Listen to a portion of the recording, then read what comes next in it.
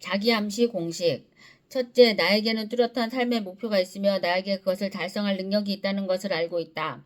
나는 그 목표를 달성하기 위해 끊임없이 노력할 것이며 이 자리에서 그것을 약속한다. 둘째, 나는 내 마음을 지배하고 있는 생각들이 언젠간 외부적인 행동으로 표출되어 눈앞에 현실로 나타날 것임을 알고 있다.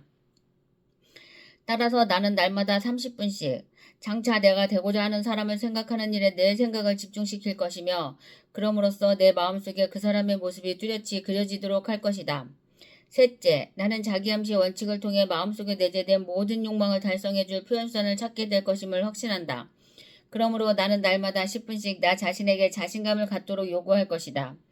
넷째, 나는 내 삶의 주된 목표를 종이에 분명하게 적었으며 그것을 달성할 자신감이 생길 때까지 도전을 멈추지 않을 것이다. 다섯째, 나는 어떠한 재산이나 지위도 진실과 정의에 기초하지 않으면 오래 지속될 수 없다는 것을 잘 알고 있으며 성공에 영향을 주지 않는 어떠한 행동도 하지 않을 것이다. 나는 나의 힘과 나를 도와줄 다른 사람들의 힘을 나에게 끌어들임으로써 성공할 것이다. 또한 나는 기꺼이 다른 사람들을 위해 일할 의사가 있으므로 그들에게도 나를 위해 일하도록 설득할 것이다. 나는 다른 사람들을 향한 부정적인 태도가 나에게 결코 성공을 가져다 주지 않는다는 것을 알기 때문에 모든 사람들에 대한 사랑을 키움으로써 내 속의 모든 증오와 시기, 부러움, 이기심과 냉소를 없앨 것이다. 나는 이 공식을 따르기로 서명하고 이것을 암기하며 신념 속에서 하루에 한 번씩 큰 소리로 읽을 것이다. 그러면 이것은 점점 내 생각과 행동에 영향을 주어 나는 자신감 있고 성공적인 사람이 될 것이다. 성공 비결 6단계 제1단계 자신이 벌고자 하는 금액을 한 푼도 어김없이 정확하게 머릿속에 주입시켜라. 막연히 돈을 많이 갖고 싶다라는 단순한 소망만으로는 절대로 아무것도 가질 수 없다. 자신이 원하는 돈의 액수를 정확히 파악하여 늘 염두에 두고 있어야 한다. 이렇게 원하는 목표를 구체화시켜야만 하는 심리적 이유는 다음 장에서 설명할 것이다. 제2단계 목표로 하는 돈을 벌기 위해 어떠한 대가를 치르거나 희생도 감내할 수 있는지 확실히 결정한다. 세상에 대가를 치르지 않고 얻을 수 있는 것은 아무것도 없다. 제3단계 자신이 목표로 하는 금액의 돈을 정확히 언제 달성할 것인지 그 구체적인 날짜를 설정한다. 제4단계 목표 달성을 위한 구체적인 계획을 세워 즉시 행동으로 옮긴다. 이때 실천 준비가 여의치 않아도 상관없다. 당장 계획을 실천에 옮기는 것이 가장 중요하다. 제5단계 자신이 목표로 하는 정확한 금액, 구체적인 목표 달성 날짜, 목표 달성을 위해 기꺼이 감내할 수 있는 희생, 구체적인 실천 계획 등을 간결하고 명확한 글로 정리하여 항상 볼 수 있는 곳에 둔다. 제6단계 그 메모를 매일 잠자리에 들기 직전과 아침에 일어난 직후 등 하루에 최소한 2번 이상 큰 소리로 읽으며 성공 의지를 불태운다. 자신의 꿈이 담긴 메모를 읽으며 자신이 설정한 목표가 이미 달성됐다고 생각해야 함은 물론이고 굳게 확신해야 한다. 부자가 되기 위해서는 위에 6단계에 기술된 모든 사항을 철저히 이행해야 한다. 그 중에서도 특히 제6단계 준수사항이 가장 중요하다. 사실 아직 목표로 하는 돈도 벌지 못했는데 이미 성취한 것처럼 생각하고 행동하라는 주문은 말도 안 된다고 불평할지도 모른다. 하지만 바로 여기서 가슴속에 뜨거운 열망이 대두될 필요성이 있는 것이다. 만약 부자가 되고자 하는 간절한 소망이 자신의 온 정신을 지배할 정도로 강하고 오랫동안 지속될 수만 있다면 목표 성취에 대한 자기 확신이 조금도 어렵지 않을 것이다. 왜냐하면 부자가 되겠다는 단 하나의 목표가 있고 성취에 대한 확고한 결의가 있는 한 성공에 대한 자기 확신은 당연한 것이기 때문이다. 자신의 내리 속에 부자가 되겠다는 의식이 팽배해 있는 사람만이 진짜 거부가 될 수 있다.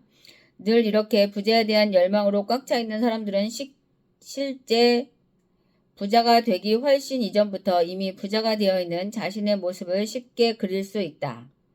인간의 마음이 어떻게 작용하며 또한 어떤 대단한 힘을 발휘할 수 있는지에 대해 잘 모르는 사람들은 이런 얘기가 마치 뜬구름 잡는 소리처럼 허황하게 들릴지도 모른다.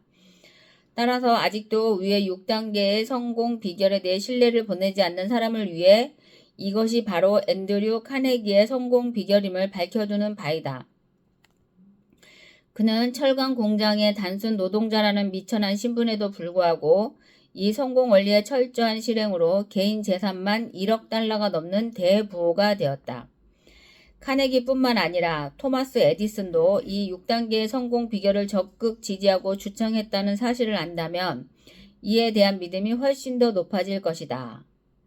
그는 이 성공 비결을 면밀히 살펴보고 나서 비단 부자가 되는 데뿐만 아니라 우리가 목표라는 모든 일이나 꿈의 성취에 있어서도 이것이 절대적인 역할을 한다고 강조한 바 있다. 오늘은 14장, 14장, 제가 이제 읽고 싶고, 저도 해보고 싶은 내용입니다. 어제 이제 13장이었었고 오늘 14장인데 도토리 하나를 거대한 참나무로 변화시키는 무한한 지성, 지혜의 전당을 여는 문, 부자가 되기 위한 13번째 단계입니다. 부자가 되기 위한 13번째 단계는 흔히 육감이라고 하는 것으로 이것을 통해 우리는 별다른 노력이나 요구사항 없이 무한의 지성과 교신을 나눌 수 있다. 이 육감이야말로 내 성공 철학의 가장 핵심을 이루는 부분이다. 육감은 앞서 제시한 다른 12가지 원칙들을 숙달한 이후에야 비로소 이해하고 적용할 수 있다. 육감은 잠재의식의 한 부분으로 내가 창조적인 상상력이라고 표현한 것과 깊은 관련이 있으며 번쩍하고 떠오르는 아이디어나 계획 혹은 생각들을 수신하는 장치의 역할을 한다. 그렇게 불현듯 떠오르는 생각을 우리는 흔히 육감이나 영감이라고 부른다. 사실 이 육감을 말로써 설명한다는 것은 대단히 어려운 일이다.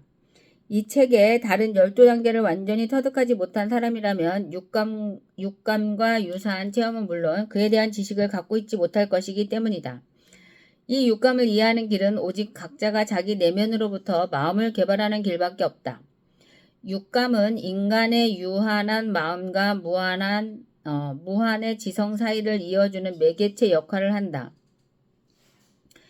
그리고 바로 그 점 때문에 그것은 정신적인 능력인 동시에 영적인 능력인 것이다. 당신이 이 책에서 제시한 원칙들을 모두 체득했다면 당신은 이제부터 내가 하려는 이야기를 진심으로 받아들이겠지만 그렇지 않은 사람에게는 믿기 어려운 이야기가 될 것이다. 그리고 당신이 위험에 처했을 때 육감의 도움을 받아 그것을 피할 수도 있고 가장 적절한 시기가 되었을 때 그 기회를 잡을 수도 있다. 육감을 개발함으로써 당신은 언제나 지혜의 전당으로 인도하는 수호천사를 갖게 되는 것이다. 이 말이 사실인지 아닌지는 오직 성공 철학의 원칙을 주의 깊게 연구하고 실천해 본 사람들만이 알 수 있을 것이다. 나는 모든 자연 현상은 자연의 법칙을 거스르지 않는다는 사실을 잘 알고 있기 때문에 흔히 기적이라고 말하는 현상들을 믿지 않는다. 하지만 자연의 법칙은 때로 우리가 이해할 수 없는 측면을 가지고 있기 때문에 기적으로 보일 만한 현상들을 만들어내기도 한다. 육감 또한 단지 우리가 그것이 작용하는 방법을 알지 못하기 때문에 기적처럼 보이는 것이다. 내가 아는 한 이 세계에는 모든 물질의 원자 하나하나에 작용하는 어떤 제1의 원인 혹은 지성이 존재한다. 그리고 이 무한의 지성은 도토리 하나를 거대한 참나무로 변환시키고 중력의 법칙을 따라 물을 언덕 아래로 흐르게 만든다. 이것은 또한 밤이 지나고 낮이 오도록 하고 겨울과 여름이 오도록 하면서 모든 만물이 각자의 정해진 위치와 관계를 유지하도록 한다. 성공 철학은 바로 이 무한의 지성의 도움을 통해 우리의 욕망을 구체적이고 물질적인 형태로 전환시키는 것이다. 나는 직접적인 실험과 체험을 통해 이러한 지식을 얻을 수 있었다. 이 책은 당신은 이 책의 원칙들을 한 단계 한 단계 읽어오면서 이제 이 마지막 원칙에 이르렀다. 만약 당신이 앞선 원칙들을 잘 이해했다면 당신은 이제부터 내가 말하고자 하는 놀라운 원칙을 의심 없이 받아들일 준비가 된 것이다. 만약 당신이 다른 원칙들을 완전히 파악하지 못했다면 내가 이 장에서 말하려는 것이 사실인지 아닌지를 분명하게 판단하기 전에 앞장의 원칙들로 다시 돌아가 그것들을 먼저 이해해야만 한다. 누구나 한 번쯤은 겪었을 영웅 숭배의 시절을 지나면서 나는 미처 의식하지 못하는 사이에 내가 가장 존경하는 인물들을 흉내내고 있다는 사실을 발견하였다. 그리고 나로 하여금 그들을 완벽하게 흉내낼 수 있도록 만들어준 것은 내가 가지고 있었던 신념의 힘이라는 것을 알 수 있었다. 나는 나이를 먹은 뒤에도 그런 우상숭배의 습관을 버리지 않았다. 왜냐하면 스스로의 능력을 통해 진정으로 위대하게 되는 건 다음으로 가장 좋은 것은 그러한 사람들의 행동과 느낌을 가능한 한 가깝게 모방하는 것이라는 점을 경험을 통해 잘 알고 있었기 때문이다. 내가 책을 쓰거나 대중들 앞에서 연설을 할 수 있게 되기 훨씬 전 나는 나에게 가장 깊은 인상을 주었던 아홉 사람을 선정해서 그들을 모방함으로써 내 성격을 바꾸는 시도를 하였다. 그 9사람은 바로 에머슨, 토마스 페인, 에디슨, 다윈, 링컨, 버뱅크, 나폴레옹, 헨리 포드, 그리고 앤드류 카네기였다.